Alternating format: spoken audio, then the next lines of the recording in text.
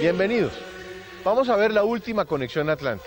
En el programa anterior vimos información canalizada psíquicamente que ubica en el centro de la Atlántida un cubo de cristal levitante que desintegraba todo lo que lo tocara. En este programa veremos argumentos científicos que validan esa información y que nos muestran una manera muy distinta de entender y manejar la energía. Debemos hacer una conexión consciente en ese paralelo, pues eso les permitió organizar armónicamente su sociedad y encontrar una visión coherente sobre la realidad expresada en las 7 leyes universales. Acompáñenos. En el año 10.900 a.C., el diluvio universal hizo desaparecer una civilización que había florecido durante 25.920 años, la civilización Atlante. 25.920 años es el tiempo que toma el sistema solar dar un giro completo alrededor del Sol central de la galaxia. Hoy, ese giro es llamado la precesión de los equinoccios. Un gran ciclo de 25.920 años, tiempo suficiente para que la humanidad conforme una estructura social que permita al hombre evolucionar en su comprensión acerca del universo. Al cabo de ese tiempo, la estructura formada desaparece, dando la oportunidad a un nuevo desarrollo, a una nueva organización de las experiencias, permitiendo nuevas maneras de comprender el universo. En la mitad del Atlántico, en la confluencia de las placas tectónicas que soportan los continentes, existió una cadena de 10 islas, la mayor de las cuales se llamó la Atlántida.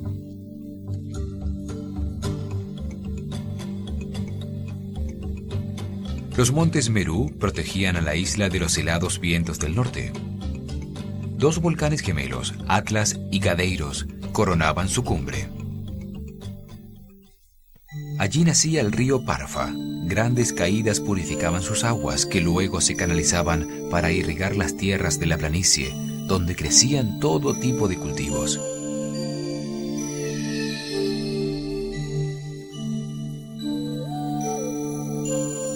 En Poseidonis, su capital, las aguas separaban una serie sucesiva de anillos de tierra, unidos por dorados puentes colgantes, para luego desembocar al océano Atlántico. En su anillo central se encontraba la gigantesca pirámide de granito blanco, el templo del Incaalitlán, construido alrededor de un vórtice electromagnético sobre el que levitaba un cubo de cristal de cuarzo. Lo llamaban Tuaoi. El cristal levitante emanaba una suave luz blanca que desintegraba cualquier cosa que entrara en su campo. Allí se realizaba la ceremonia de la muerte para todos los atlantes.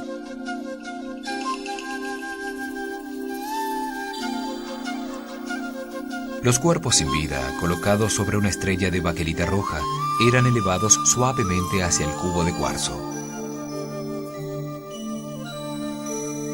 Al tocarlos la luz, que ellos llamaban Incaal, los desintegraba instantáneamente.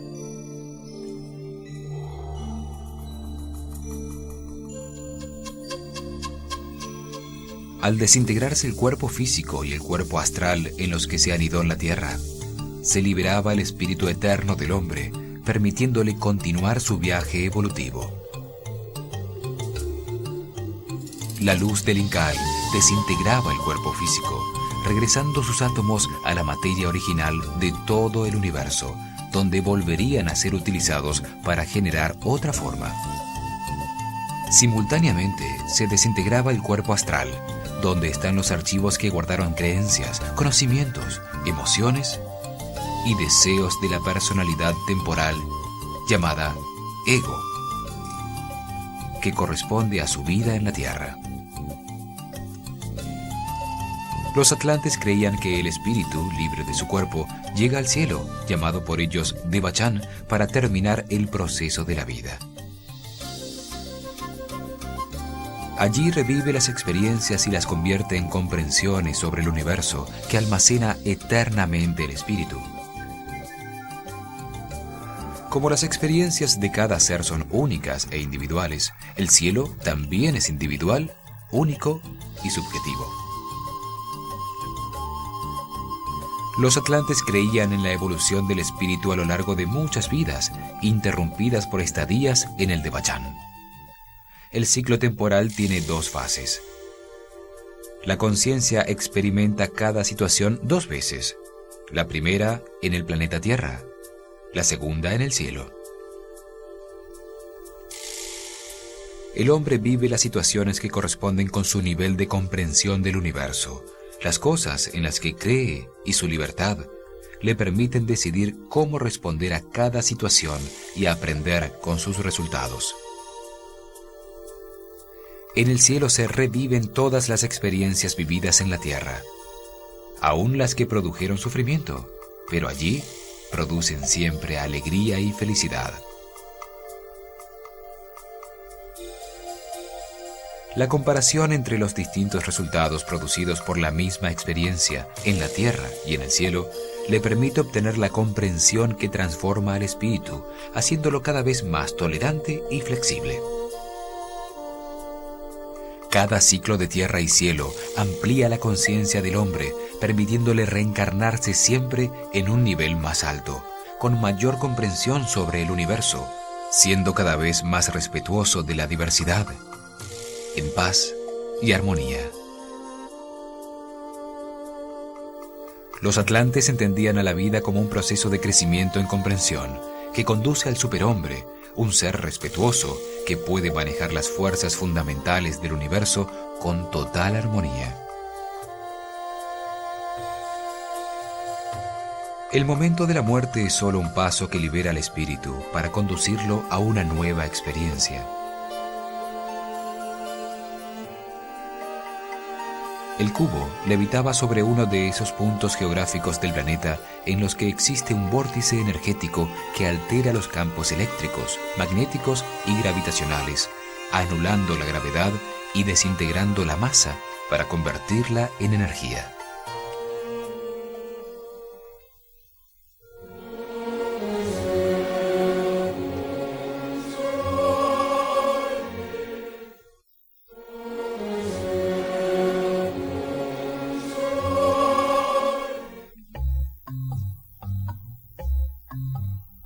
Hoy sabemos que existe una matriz conformada por líneas espaciadas regulares y simétricas alrededor de la Tierra.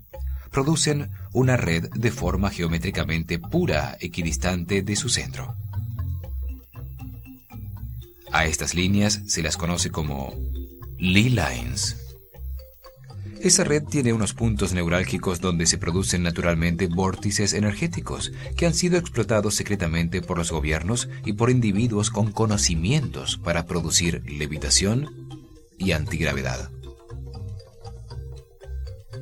Estos puntos geográficos neurálgicos están distanciados armónicamente entre sí alrededor del planeta y en ellos no existe el magnetismo. Utilizando la tecnología adecuada, puede anularse la gravedad de cualquier objeto en su campo de acción. Los atlantes sabían de la existencia de esa red y conocían la ubicación exacta de los puntos neutros. Esto les permitió transformar la inagotable energía de la red y construir en uno de estos puntos la pirámide del Incaliclón y el cubo de cristal flotante. Los atlantes encontraron que todos los seres vivos, sin importar su escala, tienen redes neurálgicas, matrices que captan, organizan y distribuyen sus energías de una manera armónica. La red es el patrón, el plano, la idea divina que ordena la forma en que se caracteriza la materia. Es la semilla que contiene en su interior un código divino, con la manera de organizar el desarrollo de todo ser vivo. Todo lo que existe tiene una red, una semilla, así como la voluntad y el pensamiento son la semilla de las creaciones mentales. Actualmente, la radiestesia es una técnica que estudia esa red de campos sutiles que tiene la información de cómo manifestar un ser perfecto para ajustar y armonizar con ella los desequilibrios existentes en el cuerpo físico. El conocimiento de esa red energética permitió a los atlantes captar, organizar y distribuir las diferentes energías necesarias para mantener su sociedad y convertirla en un modelo armónico, donde la energía era inagotable y patrimonio de todos. En la sociedad actual, el conocimiento de esa red energética es patrimonio y conocimiento de unos pocos. La energía se cobra, no es una fuente inagotable para todos los hombres por igual. Muchas de las tecnologías utilizadas por los atlantes fueron redescubiertas por Nikola Tesla, el inventor de la forma de utilizar la corriente alterna, los motores eléctricos, las lámparas de neón y los transformadores. Nikola Tesla llegó a proponer al Congreso norteamericano el desarrollo de una tecnología basada en esa red de energía inagotable para todo el mundo, que no necesitaba ser distribuida por cables. Pero los intereses económicos en otros sistemas lo impidieron. Muy poca gente sabe quién fue Tesla, y sus conocimientos son mantenidos en secreto, pues implicarían un cambio fundamental en la manera en cómo se estructura nuestra sociedad. Edgar Cayce, el psíquico norteamericano, nos cuenta que los atlantes encontraron la red al comprender la unidad de todo el universo. Su sociedad se regía por la ley del uno. Dios es uno y todo emana de Él. Y a Él debemos regresar. La unidad es lo que estructura al universo y mantiene a las estrellas en su sitio. La materia de todo en el universo está formada por una sustancia única de espíritu condensado, sustancia única que ellos llamaron Akasha. Los elementos se diferencian por la relación de energía negativa o positiva que tengan en su interior. La energía negativa condensa al espíritu en materia. La energía positiva lo hace vibrar de vuelta a la libertad. Llamaron Phi a la relación armónica entre estas dos fuerzas fundamentales. Phi determina el equilibrio para armonizarse temporalmente y el ritmo para desequilibrarse y producir otra cosa. Phi es representada por una unidad dividida. Y los egipcios representaban su relación armónica en una fracción numérica con la que proporcionaron toda su arquitectura. Actualmente en nuestra sociedad decimal lo representamos como 1.618.034, aunque ya no se utiliza para elaborar proporciones en la arquitectura y no se comprende su profundo significado. El aire que respiramos es materia que se diferencia del hierro solo por la velocidad molecular, por la relación de fuerzas de Phi contenida en su composición. El universo se mueve porque la fuerza fluye desde el polo negativo hacia el polo positivo. La fuerza se manifiesta donde los polos se ponen en contacto. Una fuerza de polaridad negativa comprime la sustancia original, sin forma, llamada espíritu, hasta densificarla en un volumen esférico, el núcleo de los planetas. El espíritu comprimido por la fuerza negativa se condensa en materia, pero como esto es contrario a la naturaleza del espíritu, trata de liberarse, produciendo una fuerza contraria expansiva que produce el movimiento rotatorio. Los movimientos centrípeto y centrífugo son la energía del desespero, la revuelta del espíritu contra los límites de su prisión material. Estos movimientos de la Tierra, del Sol, del Sistema Solar y del cosmos producen la electricidad, los campos electromagnéticos y la gravedad.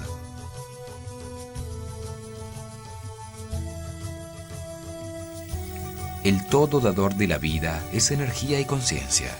Su símbolo visible es el Sol.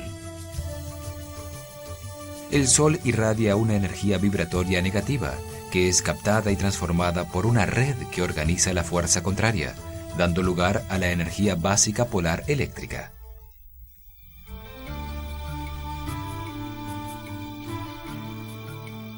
Para los atlantes, el Sol era el símbolo físico de Dios, la fuerza generadora de vida. Lo representaban con un disco dorado, sostenido por un par de alas, la libre energía y sustancia única espiritual. Del Sol, que es el corazón del sistema solar, sale la energía, la fuerza vibratoria, que es la sangre de las arterias del planeta y del hombre. El Sol es el centro que irradia la polaridad negativa, la energía vibrante, que es captada por la red energética, y al hacerlo, produce una fuerza contraria de polaridad positiva. Al interactuar estas fuerzas, se transforman en la masa del planeta. La fuerza de polaridad negativa, al llegar al núcleo de los planetas, genera la fuerza positiva complementaria, la fuerza que da vida a la naturaleza en la semilla y al hombre en sus genes. La energía generada se organiza en ese patrón de desarrollo divino, la red. La red es el código divino contenido en la semilla, el código genético en el hombre, que transforma la energía en un ser viviente completo, complejo y totalmente diseñado por la fuerza divina. El propósito de ese ser viviente es hacerse consciente del universo y de la más alta de todas las energías, el amor, en un proceso evolutivo que toma muchas vidas. La energía dual y polar tiene muchas formas de manifestación. La energía eléctrica, magnética, gravitatoria, el espectro de luz visible, la vibración y la densidad, lo blanco y lo negro. Todas son complementarias y conforman la unidad, el todo. La energía química, lo ácido y lo alcalino, son otra forma dual en la que se relacionan las energías fundamentales. Transforman la energía en masa, convirtiéndola en un volumen con peso. La relación armónica de esas fuerzas fundamentales modifican o caracterizan la sustancia única original, convirtiéndola en distintos elementos.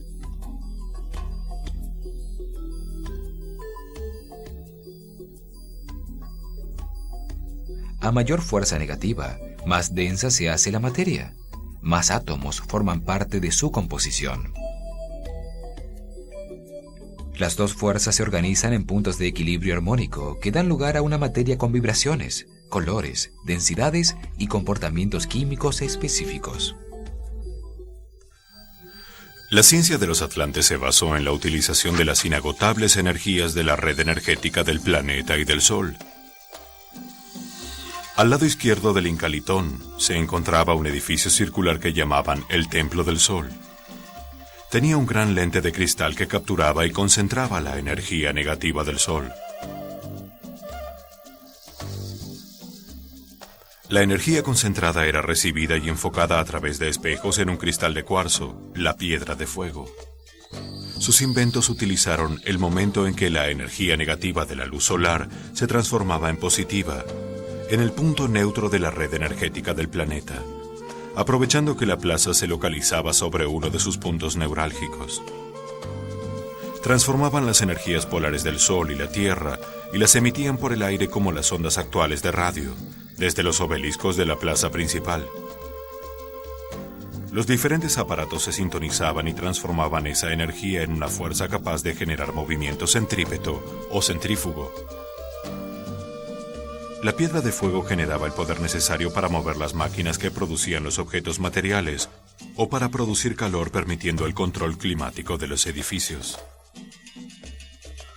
Utilizaban estas energías de muchas maneras. Alteraban la frecuencia de vibración de la materia que ellos llamaron la sustancia única, el akasha, transmutando sus estados. Acelerando la velocidad atómica de un elemento lo convertían en otro más liviano. Bajando la frecuencia de vibración lo convertían en otro más denso. Las distintas frecuencias de vibración producen distintas densidades, distintas formas de materia. El oro se diferencia del plomo por la frecuencia en que vibra. Los colores van cambiando. El rojo se convierte en naranja, amarillo, verde, azul, índigo y violeta. Un aumento mayor da blanco puro. Un aumento aún mayor extingue la luz, convirtiéndola en electricidad. Un voltaje en permanente aumento permite llegar más allá del magnetismo, a la fuerza vital o psíquica, una fuerza más intensa, una fuerza operada por la mente.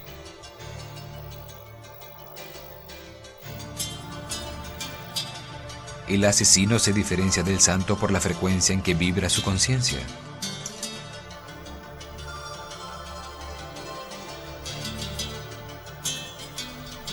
Lo más importante de este concepto atlante es que la energía de todas las partículas del universo evoluciona, haciéndose cada vez más consciente. La energía, interactuando en las redes de origen divino, evoluciona desde la densidad mineral hasta llegar a la mente del hombre, para convertirse en energía consciente.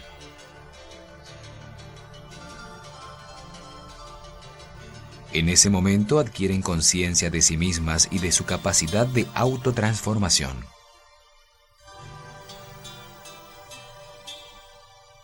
Esto permite la evolución hacia la perfección y conduce al superhombre, un ser que maneja armónicamente todas esas energías, al comprender que todo existe por amor.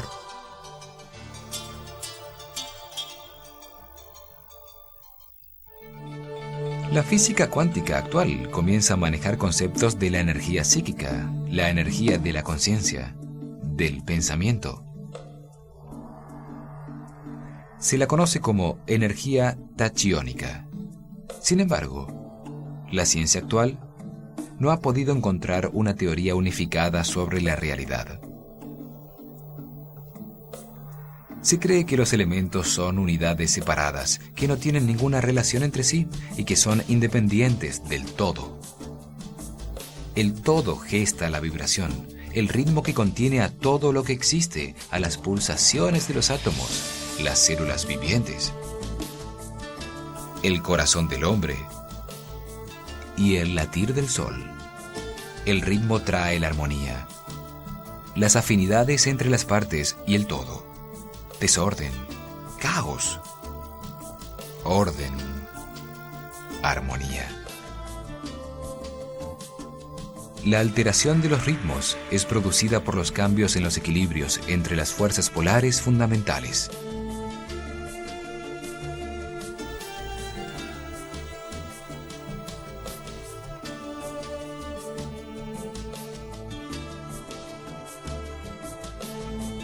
Al aumentar su frecuencia de vibración, los elementos se transforman en otros elementos, haciéndose cada vez más conscientes. El cuerpo humano tiene unos puntos neurálgicos, una red virtual sobre el sistema glandular, que capta las energías y las distribuye por el sistema nervioso, alimentando todas las células del cuerpo. En la Tierra sucede lo mismo. Estas energías son captadas y distribuidas por la red a todos los puntos de la esfera y a los seres vivos sobre ella. Son el sistema neurálgico del planeta.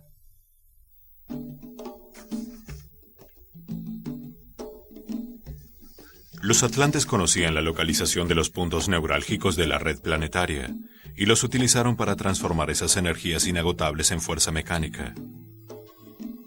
Los científicos Buckminster Fuller, Agnes Becker, Bruce Cathy, Richard Lefors y Richard Levington se dedicaron a estudiar la red y encontraron que está basada en la forma de los sólidos platónicos. 5 formas geométricas que tienen la particularidad de tener todos sus lados y ángulos iguales. Estos científicos afirman que hay 3 puntos básicos sobre el planeta para localizar esta matriz geométrica: la pirámide de Keops al lado del Cairo y los polos norte y sur. Partiendo de esos 3 puntos vamos a darle forma a la red que maneja las energías, desde la más simple, la vibracional, hasta la más compleja, la energía de la conciencia. Sobre esta red se encuentran algunos lugares del planeta en los que han aparecido extraños fenómenos magnéticos y energéticos. Tal es el caso de los triángulos de las Bermudas, del Dragón y del Diablo. Es lógico que aviones que pasan por sitios donde no existe la fuerza de la gravedad pierdan su peso y desaparezcan, sean expulsados al espacio o que las fuerzas que condensan su materia se desequilibren y los desintegren en el aire. Al dividir la Tierra en dos hemisferios partiendo de la pirámide de Keops, situada sobre la latitud de los 30 grados norte, encontramos que en su extremo opuesto están las islas Hawái, donde se manifiesta la energía telúrica en el volcán más activo del planeta. Más abajo a los 30 grados sur, en la antípoda de la pirámide, están las islas Tubuai, donde se encuentra el atolón de Mururoa, sitio de pruebas nucleares de los franceses. Los científicos encontraron que los puntos geográficos que manifiestan anomalías magnéticas se encuentran sobre los paralelos 30 grados norte y 30 grados sur y se localizan a distancias armónicas de la pirámide. Al dividir el planeta en tres partes iguales aparece un misterioso lugar en la Florida llamado Coral Castle. Allí un científico llamado Edward Lee Scaling construyó sin ayuda entre 1920 y 1940 un enorme castillo con 1.100 toneladas de coral, aprovechando sus conocimientos sobre la existencia, en ese sitio, de un campo antigravitatorio natural sobre la red energética del planeta. Este fenómeno llamado punto diamagnético produce un campo de magnetismo cero que permite la levitación de objetos pesados como los que él movió para construir el complejo.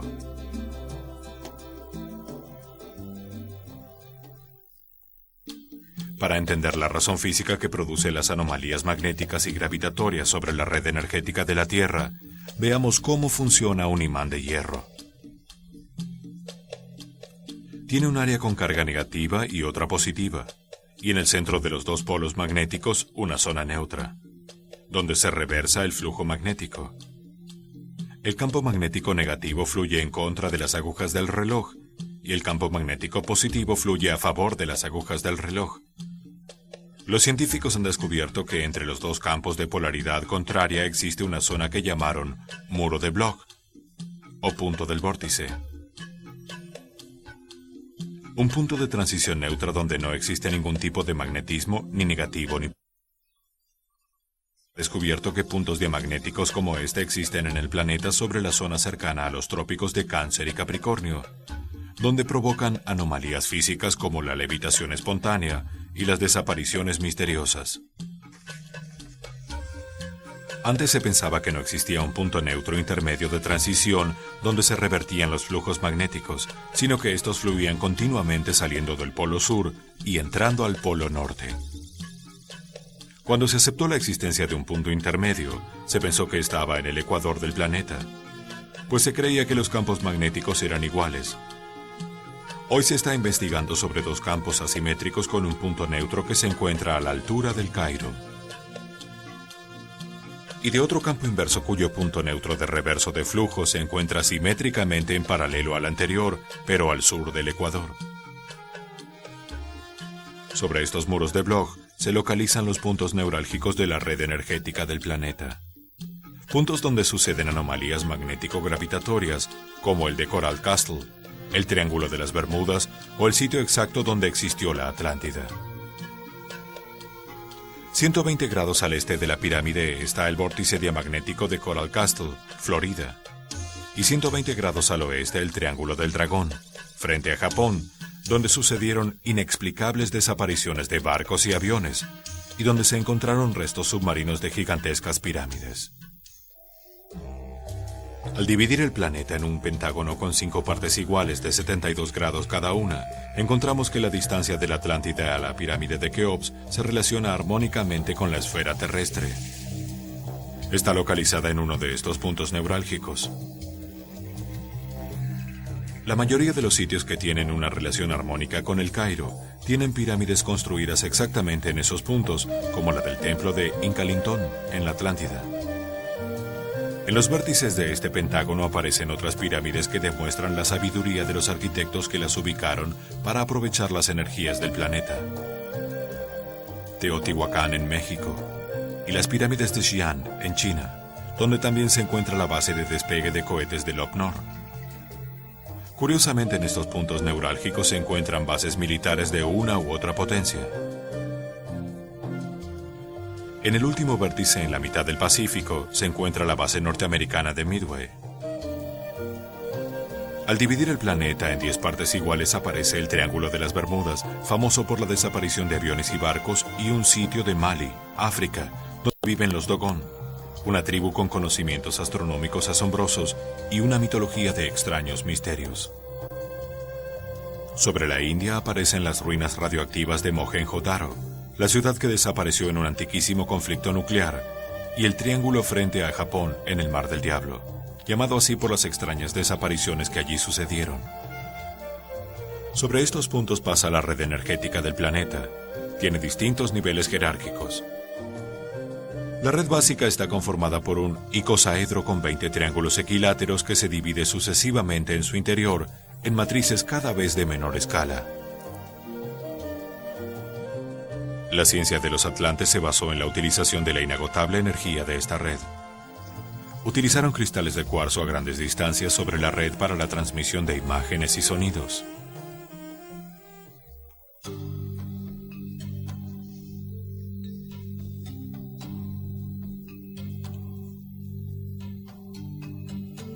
Diseñaron una tecnología de transporte aéreo y acuático que empleaba esa energía en discos voladores de un material descrito como más resistente que el acero, pero más liviano que el aluminio.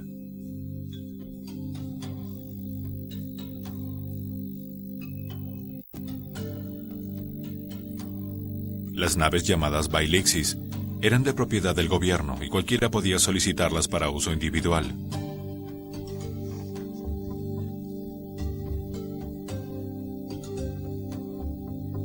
La nave generaba un campo de fuerza que modificaba la gravedad. Esto anulaba su peso, permitiendo que la fuerza gravitatoria la hiciera elevarse del suelo. Una vez allí utilizaban la fuerza de rotación del planeta para moverse de un lugar a otro.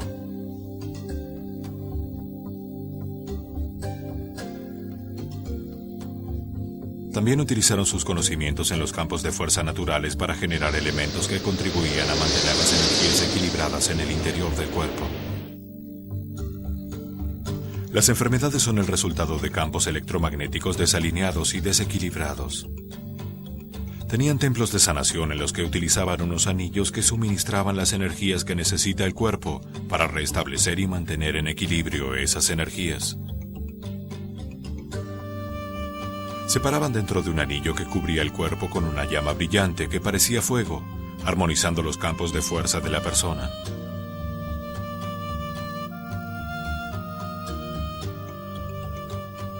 Un anillo basado en esos principios pasó a Egipto y desde allí llegó hasta nuestros días. El anillo atlante capta como una antena las energías que necesita el cuerpo para restablecer, mantener el equilibrio y colocar en resonancia armónica la red energética del cuerpo. Construido en oro y plata, el círculo de 360 grados se divide en 5 partes iguales de 72 grados, generando en su interior un pentágono armónico. 2/5 partes son de oro macizo, el material activo masculino más puro sobre el planeta. Representa la energía negativa del Sol. 3/5 partes son de plata maciza, el material pasivo femenino. Representa la energía positiva fecunda de la naturaleza. Los dos metales producen la polaridad base de toda la energía en la creación dual. En la cara interior del anillo hay grabadas 10 elipses iguales, perfectamente conectadas, formando un circuito energético alrededor del dedo. 2 perforaciones en el eje polar y 2 perforaciones que coinciden con la latitud 30 grados del planeta. Al unirlos entre sí producen un triángulo igual al de la pirámide de Keops. Invertido aparece un nuevo triángulo que posiciona 6 pirámides en la cara exterior de oro macizo, 3 en el lado derecho y 3 en el izquierdo. Conectándolas en circuito hay unos corredores triangulares y por último un triángulo que envía la energía captada hacia la sangre que corre en el centro del dedo, que se encarga de llevarla a todos los sitios del cuerpo. Este triángulo y todo el anillo están construidos con la proporción áurea, basada en la medida de pi, la energía de conciencia que relaciona a todos los seres vivientes. Es decir, el anillo contiene una inmensa sabiduría de forma y de concepto para equilibrar, armonizar y distribuir la energía en el hombre.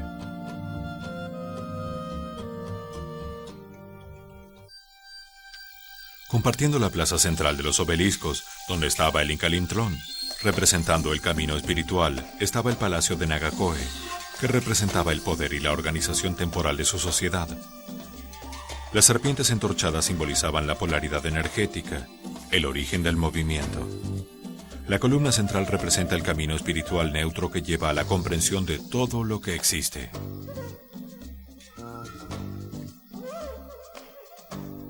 Un palacio simétrico con dos espejos de agua que reflejaban el rostro agraciado de la madre de todos los atlantes, Clito, la mujer del dios Poseidón. Columnas de ónix y berilio reflejaban los brillos del sol. Sostenían los techos de las grandes galerías alrededor de un patio central con una fuente de agua que fluía ininterrumpida en las 4 direcciones. Plantas tropicales y variedades de pequeños árboles perfumaban el aire, enfriado por numerosas fuentes construidas utilizando un manantial de agua fría en el interior del palacio. Los atlantes eran gobernados por un monarca o rey, con poderes limitados hasta su muerte. Cuando por votación popular se elegía a su sucesor entre los 7 hombres más sabios del reino. Se apoyaba en un consejo de 90 ministros llamados los príncipes del reino, quienes tenían el cargo de por vida.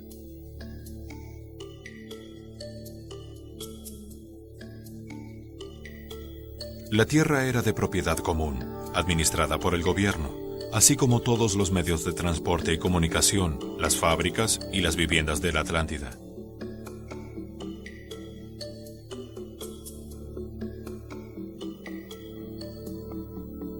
El rey otorgaba un título de propiedad de una casa en la ciudad o de tierras en el campo por un periodo determinado de tiempo a las familias que la solicitaban bajo su cuidado. El ciudadano pagaba un precio nominal por la vivienda, la tierra y la maquinaria suministrada. Era un sistema paternalista vigilado. El 50% del producto de la tierra o de la industria era para el trabajador. El otro 50% era entregado al rey. La clase gubernamental que dedicaba todo su tiempo a administrar y supervisar todos los bienes comunes distribuía ese 50% entre la clase sacerdotal, el ejército, la marina y entre los ciudadanos mayores de 52 años. Al llegar a esta edad se dedicaban al ocio, al arte y a la filosofía, mientras que el Estado se encargaba de sus necesidades. Era una sociedad amable donde la energía era un bien común inagotable para todos. Su objetivo fue el crecimiento de la comprensión sobre el universo, el perfeccionamiento del hombre.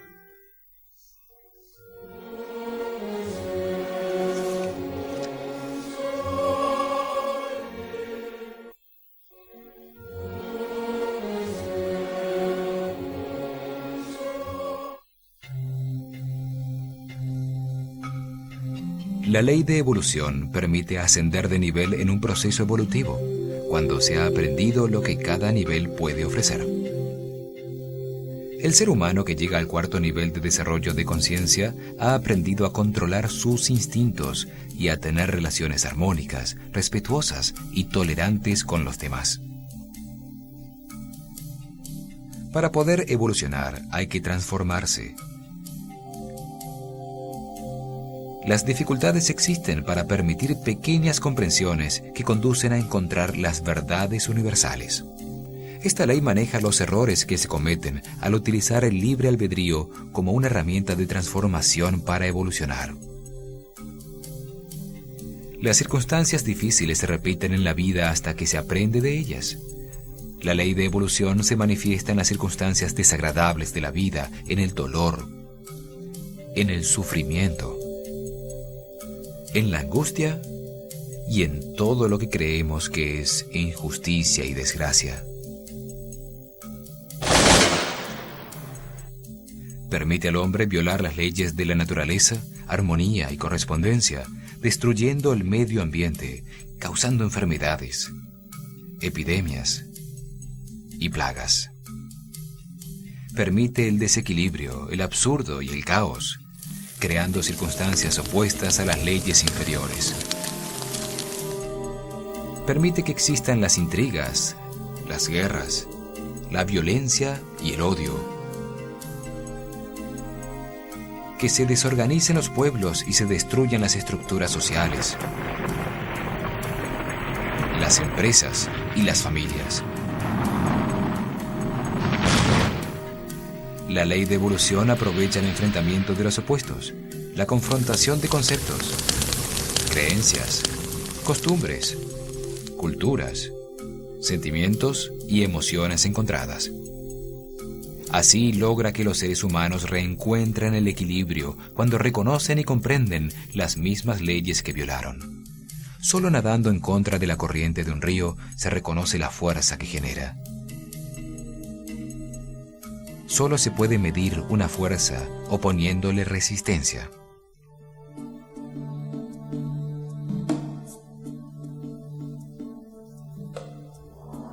En todas las circunstancias difíciles por las que pasa el ser humano como parte de su destino para aprender lo que no sabe.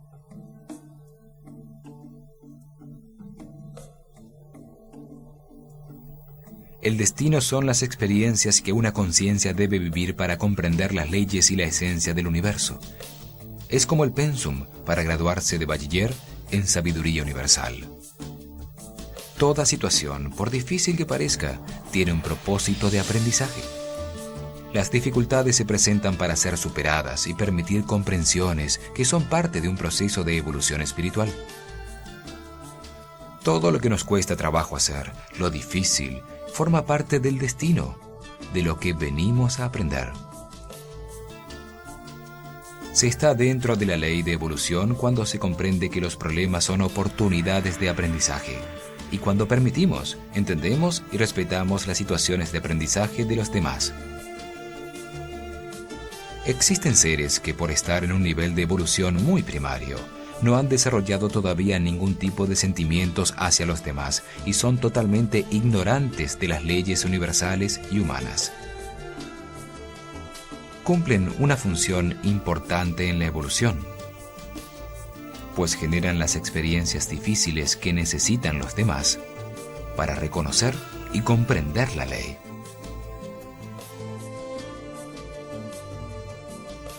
En un nivel más alto se encuentran individuos que ya han desarrollado la sensibilidad, pero que tampoco conocen las leyes universales. Les importa mucho los demás y poco ellos mismos. Siempre tratan de interferir en las vidas ajenas, creyendo estar haciendo el bien. En un nivel aún más alto se encuentran seres que han comprendido las leyes y respetan las experiencias de los demás. No se involucran, pues comprenden que siempre les sucede lo necesario para evolucionar. Entregan la información que les sirve a otras personas para autoubicarse y trascender a niveles de mayor satisfacción. Ven a los demás como seres que están en distintos niveles de evolución espiritual. No culpan a nadie por nada y agradecen los problemas como oportunidades de aprendizaje. La vida es un proceso de transformación en el que primero se desarrolla la sensibilidad. Luego, poco a poco, se descubren las leyes del universo, aceptando que todo sucede como parte de un proceso de evolución, que no es ni bueno ni malo.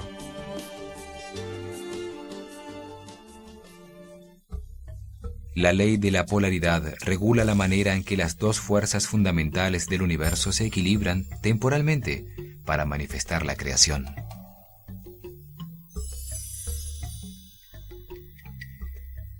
La oposición entre las fuerzas negativa y positiva genera la vibración, que es la base del universo. Su tensión produce la energía eléctrica. La oposición entre dos fuerzas contrarias, la centrífuga expansiva y la centrípeta compresora, da lugar a la fuerza magnética, a la fuerza gravitacional, al movimiento.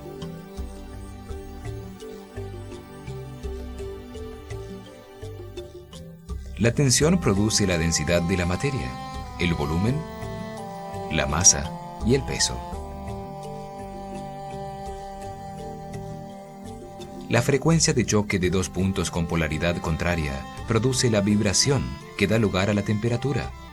Dos fuerzas opuestas y complementarias que se atraen.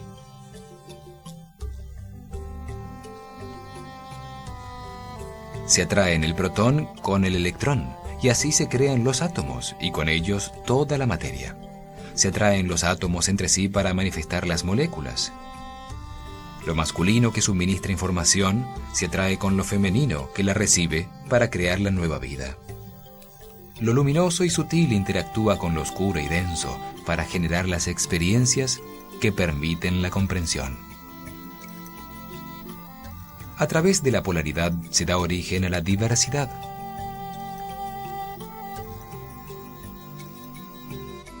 Gracias a la polaridad existe el movimiento, el tiempo, el volumen que permiten al hombre un escenario de experimentación sensorial y mental para comprender el universo. La segunda ley del triángulo superior es la ley de manifestación. Permite a la unidad indiferenciada y homogénea manifestar la creación por resonancia de sí misma. Al hacerlo, la causa de todo manifiesta las dos fuerzas fundamentales, dando lugar a lo heterogéneo, a la vibración, la densidad y el ritmo pendular que define el equilibrio temporal. La ley de manifestación regula cómo la mente del todo manifiesta por resonancia espíritus semejantes a sí mismo, para crear, experimentar y en su propia mente comprender el universo. Esos espíritus resonados de Dios vibran cada vez más lentamente hasta densificarse en la materia, en un viaje evolutivo a través de experiencias en la vida que le permiten comprender que el amor es el principio y el fin del universo. Con esa comprensión vibra cada vez más rápido de vuelta a Dios.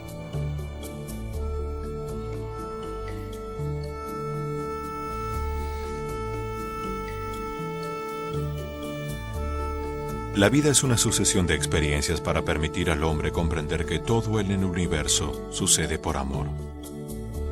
Cuando esto se comprende, la conciencia del hombre se libera de la necesidad de experimentación en la vida y regresa a Dios.